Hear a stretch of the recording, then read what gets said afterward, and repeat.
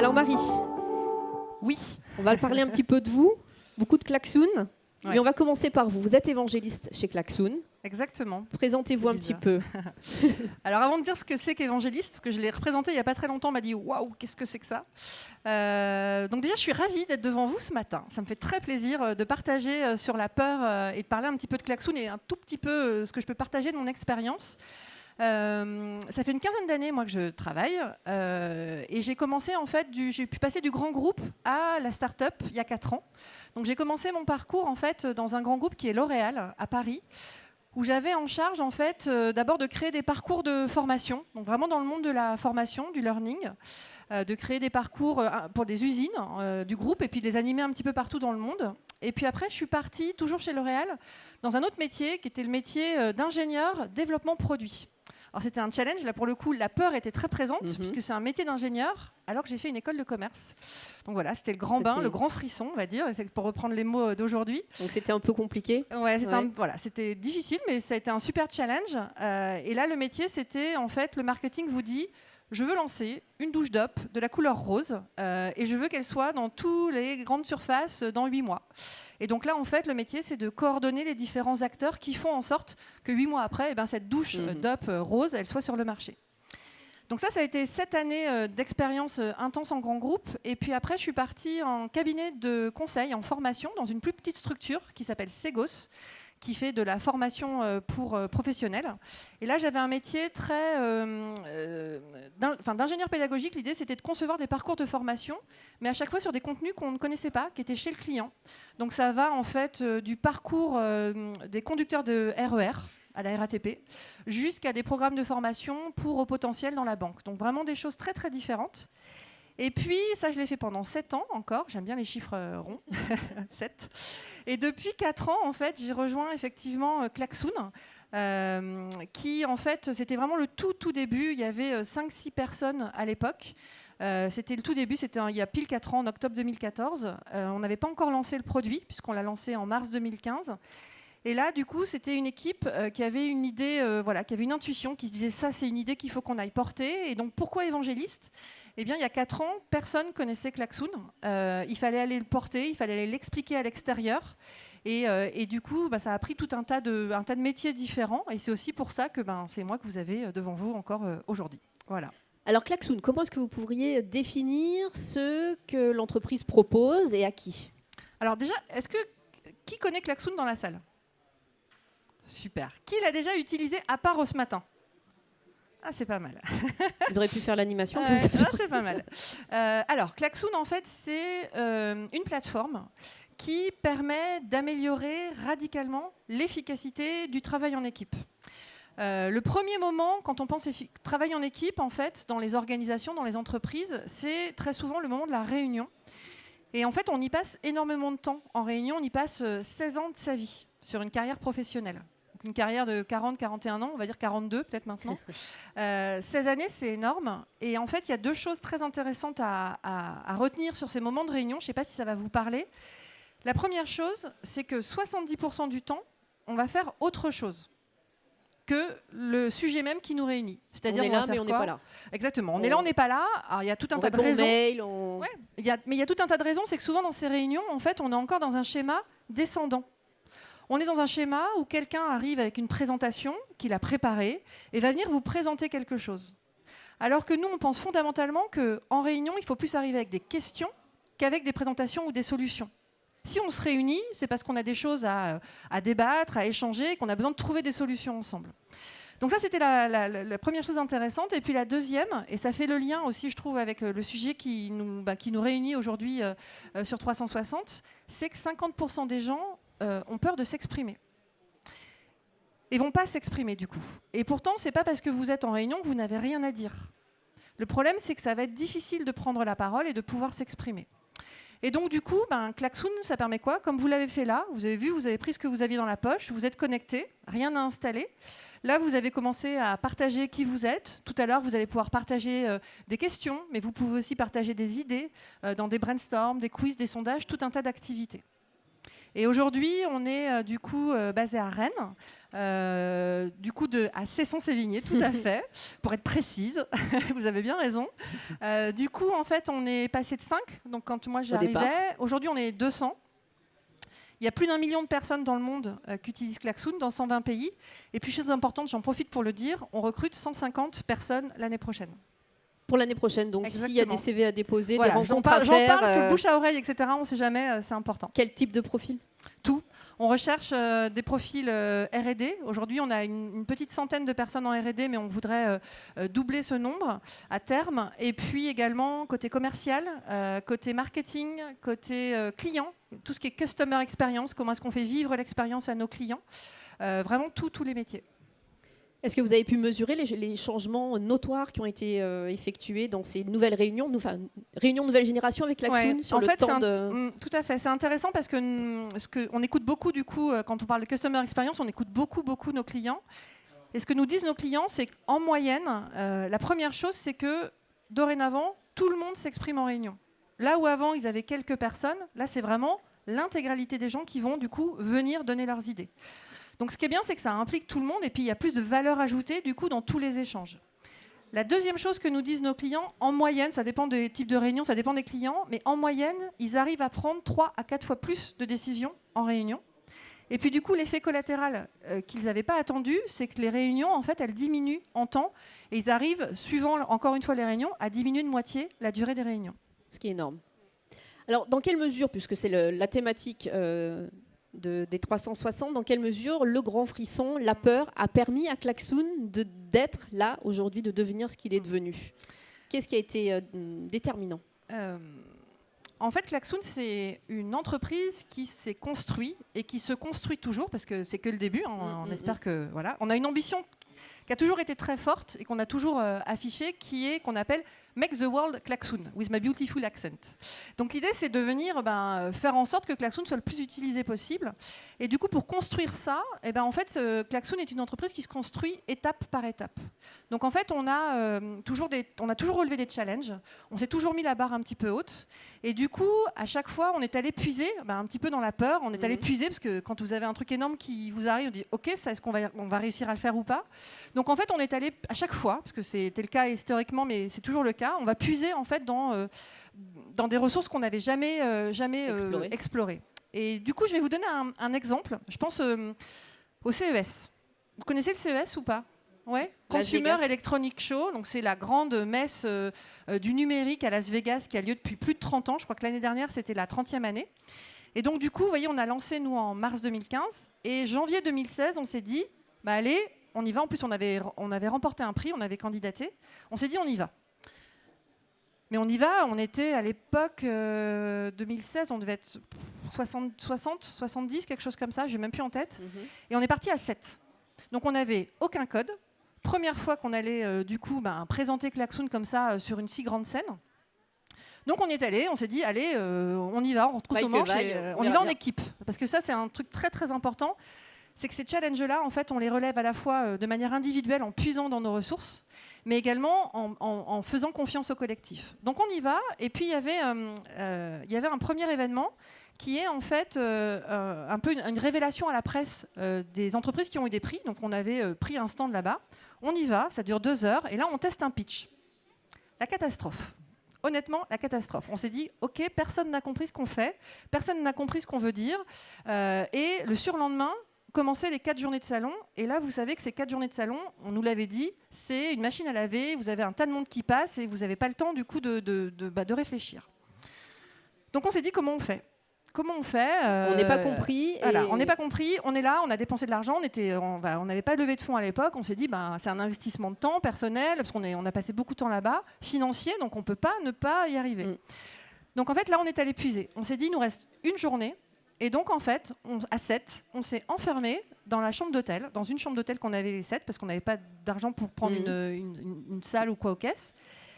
Et en fait, on s'est mis on n'a pas lâché. On s'est dit, on y va. Et en fait, on a passé 10 heures dans cette chambre d'hôtel à faire un pitch d'1 minute.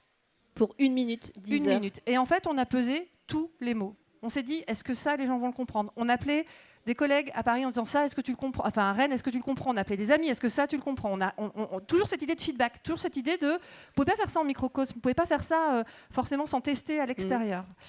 Et donc, du coup, on s'est dit, bon, bah voilà, on tient quelque chose, on le teste comme ça. Et du coup, derrière, ça a roulé pendant les 4 journées. Ça a roulé, mais... Et ça a été riche d'enseignements. Je vous prends cet exemple-là parce qu'après, toutes les étapes et tous les challenges qu'on a eus, on les a relevés comme ça. Il y a eu les premiers pitchs, les premiers concours. Il y a eu les premiers grands déploiements chez les clients. Il y a eu les levées de fonds également. Et puis, il y a eu dernièrement, la semaine dernière, quand on s'est dit, tiens, on va privatiser le Centre Pompidou pour présenter la version 3 de la plateforme à tous nos clients et l'ouvrir au grand public, et ça, c'était un challenge. Ça, c'était encore un mode, comment est-ce qu'on y va? Encore une étape à relever. Et du coup, on y est allé en équipe, on a travaillé tous ensemble, donc vraiment le challenge individuel et le challenge collectif. Et puis surtout, on dit, il y a quelque chose qu'on partage souvent à l'extérieur, on dit qu'en fait, une équipe qui collabore efficacement, rien ne peut lui résister. Et donc, c'est ce qu'on fait à chaque fois qu'il y a une étape. On puise dans cette peur, on y va, et puis ensemble, on va aborder ce challenge et passer cette étape. Alors vous, sur ces 4 années, votre rôle, il a évolué. Comment est-ce que vous avez mis votre pierre à l'édifice? Au départ, parce que pour la petite histoire, au départ, on vous a proposé le poste, et qu'est-ce qui s'est passé? J'ai refusé. Vous avez refusé? Ouais, parce que j'ai eu peur. Ouais, justement. Ouais, j'ai eu peur au départ. J'ai eu peur parce qu'en fait, comme je vous disais, je suis passée d'un grand groupe à une start-up. Donc le passage. Voilà, le passage, il est un petit peu... Tout le monde me traitait de folle, mais bon. Et puis surtout, en fait, quand j'ai passé des entretiens chez Klaxoon, en fait, c'était au tout début. Donc en fait, c'était vraiment tout petit. On communiquait pas encore sur ce qu'allait être le produit, donc je savais pas trop ce que j'allais faire. J'avais à peu près compris ce qu'était le produit, mais sans trop le comprendre. Et puis du coup, j'ai eu peur. Je me suis dit, tu vas vers l'inconnu, tu connais pas le produit. Comment faire l'équilibre perso-pro? Parce que j'habite pas à Rennes, j'habite au bord de la mer. J'ai cette chance, j'habite dans le Morbihan, à Carnac. Donc je m'étais dit, ça va pas être possible, donc j'ai dit non. Et puis ce qui est intéressant, c'est qu'ensuite, tout mon corps m'a dit, mais tu as fait une erreur. Donc vous sentiez pas bien? Non, pas bien. Et c'est ça qui est important, je trouve aussi, c'est d'aller confronter sa peur. De se dire, mais qu'est-ce qui se passe? Pourquoi tu te sens pas bien? Regarde-la en face. Être honnête, quoi. Qu'est-ce qui se passe? Et en fait, j'ai creusé. Et en parallèle de ça, on est resté en contact. J'ai repassé des entretiens. Et à un moment donné, en fait, je me suis dit, exprime-toi. Dis ce qui se passe à la personne qui est en face de toi, aux personnes que j'ai rencontrées chez Klaxoon. Explique quelles sont tes peurs. Explique quel est ton cheminement, etc. Et donc, j'ai exprimé tout ça. Et puis, à un moment donné, j'ai dit, je fais confiance. Je fais confiance, je sens qu'il faut que j'y aille, et du coup, voilà. Donc vous êtes là aujourd'hui. Alors qu'est-ce qui s'est passé pendant 4 ans? Évangéliste, en fait, effectivement, c'est expliquer ce qu'est le produit, expliquer quelles sont les valeurs de l'entreprise, l'expliquer à l'extérieur et à différents steps. C'est-à-dire qu'il y a 4 ans, c'était quoi? C'était déjà tout bêtement faire une démo. Se dire, on a un produit, il faut aller l'expliquer. On va peut-être faire une démo du produit. Déjà, c'est la première étape. Ensuite, vous avez des clients. La deuxième chose, c'est comment est-ce qu'on va les accompagner? Comment est-ce qu'on va leur expliquer que la plateforme, comment est-ce qu'elle fonctionne? Qu'est-ce qu'ils peuvent en faire? Quels sont les usages? Et puis ensuite, ça a été, comme sur scène là, les premiers pitchs. Là, vous êtes à Helsinki face à 700 personnes. Il faut aller expliquer ce que c'est en anglais que votre plateforme. Donc en fait, c'est toujours que des étapes. Aujourd'hui, maintenant, on est structuré, on est 200. Donc effectivement, le métier, il n'est pas le même. Mais le fondement, le fait d'aller expliquer, d'aller porter à l'extérieur ce qu'est le produit, ce que sont les valeurs et ce qu'est la plateforme, ça, c'est resté. Quel rapport donc avec la peur, avec le grand frisson vous avez établi et qu'est-ce que vous en avez tiré comme conclusion finalement? Personnellement, vous voulez dire? Oui, personnellement, professionnellement, qu'est-ce que ça vous a apporté de plonger dans cette peur et de ne pas la contourner, d'écouter? En fait, je trouve que quand vous avez peur ou vous avez d'autres émotions d'entreprise, c'est souvent très mal vu. C'est-à-dire que soit vous les cachez, vous vous asseyez dessus, soit vous les maintenez un peu à distance en disant « Ouh là là, faut surtout pas que ça me perturbe dans ce que je vais faire ». Et en fait, moi, ce que j'ai envie de partager avec vous, c'est il faut prendre ce chemin-là si on y arrive, c'est de l'accueillir en fait. D'accueillir en fait ces sentiments-là et de les exprimer. Par exemple, chez Klaxoon, en fait, on fait attention à ces sensibilités-là, on les laisse s'exprimer. Parce qu'en fait, on se dit que en fait, c'est synonyme aussi que vous foncez pas tête baissée vers l'inconnu et tête baissée vers ce qui se met devant vous sur votre chemin. Donc l'idée, c'est de se dire, écoutons ça, prenons en compte les avis de tout le monde. Ça permet aussi dans des projets, par exemple, de ne pas faire des erreurs. Et du coup, de se dire, quand on a une étape comme ça, un challenge qui arrive, parce qu'on a partagé tout ça au niveau de l'équipe, finalement, si tout le monde le sent, on sait que ça va être un succès. On sait que ça va aller. Donc en fait, la peur, c'est plutôt positif, en fait, moi, je trouve. C'est plutôt quelque chose qu'il faut écouter, auquel il faut faire face, il faut apprendre à y faire face, parce que plus vous le faites... Moi, j'ai eu plein de moments dans mon parcours professionnel, je suis sûre que vous, c'est la même chose, où cette peur, elle est là. Et ça a été, par exemple, le moment du recrutement, ça a été quand j'ai pris ce poste d'ingénieur chez L'Oréal, je me suis dit, mon Dieu, mais qu'est-ce que tu as fait comme erreur, c'est pas possible. Et puis, en fait, petit à petit, parce que vous faites face à votre peur et que vous l'exprimez. C'est surtout, j'ai vu... C'est marrant parce que j'ai pas pu assister à la masterclass d'avant, mais j'ai vu, il mettait désir, expression et angoisse. Et l'expression, la verbalisation, elle est super importante, je trouve. Et on peut rapprocher ça à ce que propose Klaxoon finalement, c'est de dire, de poser sa question, d'oser faire du feedback. Exactement. Du coup, je vais vous prendre un exemple très simple. Un client dont j'aime bien parler parce que c'est exactement ça. Lui, il est dans le domaine de l'industrie. C'est un grand groupe, ArcelorMittal pour ne pas le nommer. Et en fait, c'est quelqu'un qui bosse dans le domaine de la formation.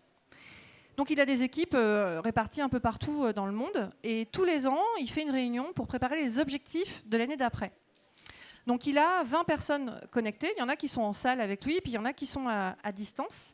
Et en fait, ce qu'il fait, c'est qu'il dit quels sont, vous, dans vos pays, dans vos structures, etc., quels sont les objectifs dont vous voulez qu'on parle pour l'année prochaine. Et du coup, ils arrivent ensemble à une décision. Là, il a utilisé ce qu'on appelle le brainstorm. Donc, Klaxoon, n'hésitez pas à aller le tester si vous voulez, parce que pour ceux qui ne connaissent pas, il est à l'entrée, on a un stand, donc n'hésitez surtout pas à aller voir. Le brainstorm, c'est, vous imaginez un espace tout blanc, comme un paperboard, sauf que c'est vraiment digital. Et vous pouvez envoyer des idées très, très simplement, et du coup, les positionner, et tout le monde les voit en même temps. C'est ça qui est intéressant. On va le faire tout à l'heure. Du coup, là, il a ouvert un brainstorm. Il a dit, allez-y, partagez vos objectifs. Et en 3 minutes, il a eu 70 idées.